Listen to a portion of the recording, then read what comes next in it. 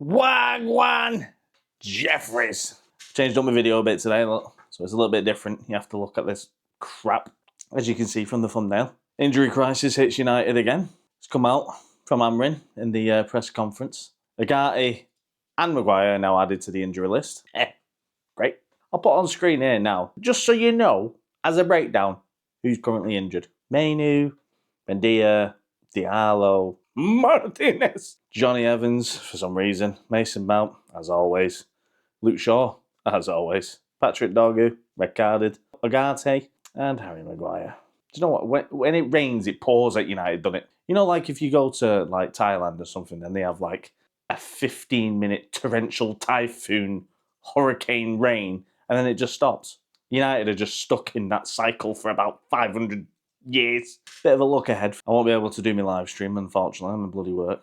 The joys. But I will do a reaction after it. It's going to be bad. We never do well against Spanish teams in Europe. We never do well in Europe. Amorim's done his press conference. I'll put it here now. Just a brief of what he said. He's talked a lot of crap again. I feel sorry for this man. We've actually broken this man.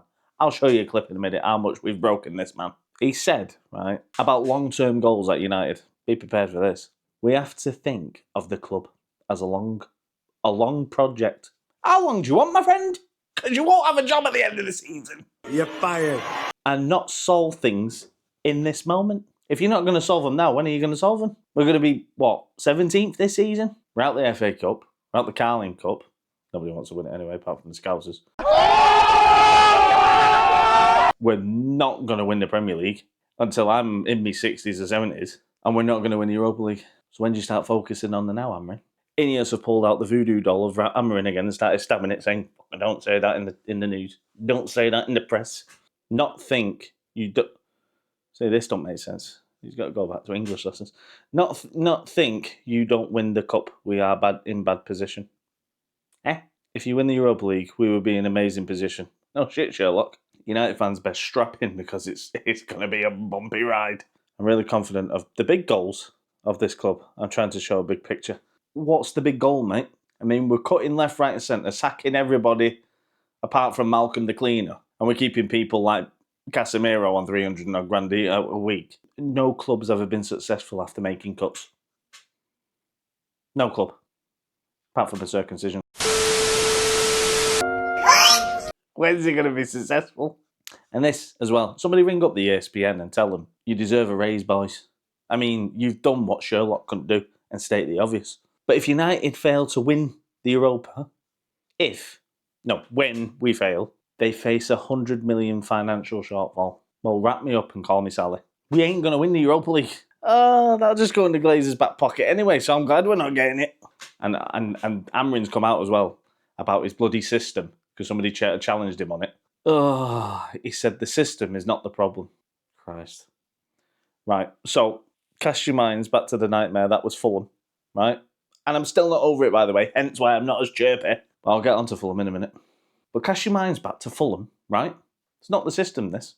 But Onana took 30 minutes to take a goal kick because he couldn't determine what his left and right was. But he put it down on the edge of the box. Take a good old breather, have a drink, talk to a fan, sign a shirt, take a shit, then kick the ball up the pitch, right? Straight to the other team, straight to Fulham, right? Then, tactics, playing out from the back. Onana brings a player into the box to pass him the ball for him to just loft it up the pitch and we lose the ball again. And then when we do play out the back, we play it short to the right wing, back to the keeper, back to the other wing, we get pressed, back to Onana, humps it up the pitch. Tactics. We can't play out the back, and we can't play long ball. We can't play out the back because our players are crap, and when we get pressed, they panic.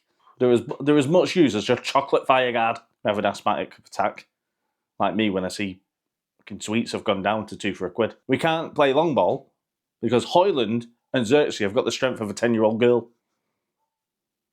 The system's supposed to allow you to build up play.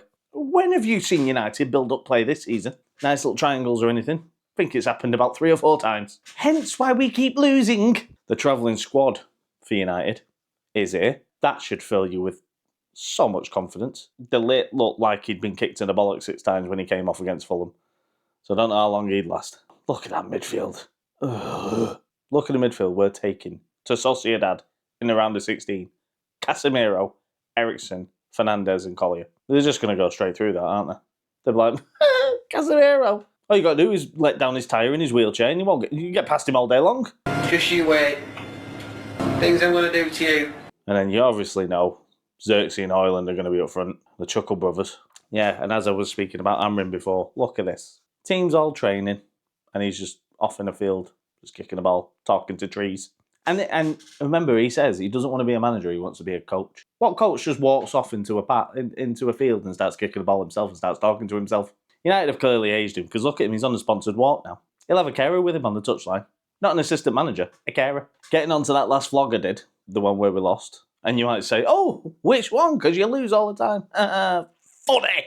The last one, Fulham.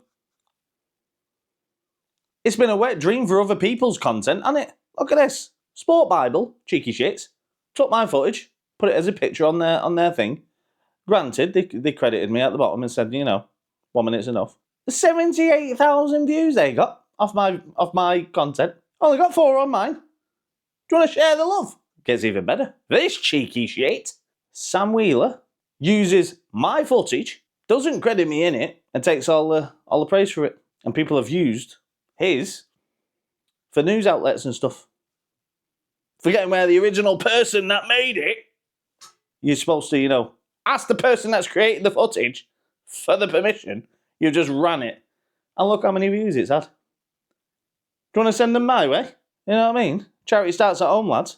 And then this, look at this. It's one of my dreams, this. I've made it in Japan. It's all in Japanese. I can't understand a word that is. Probably means fat, overweight United fan has an asthmatic fit at a Fulham match because they lost. Probably what it translates, doesn't it? But yeah, look at that. I'm in Japan. Just let me clear one thing as well that I've seen in the comments of that vlog.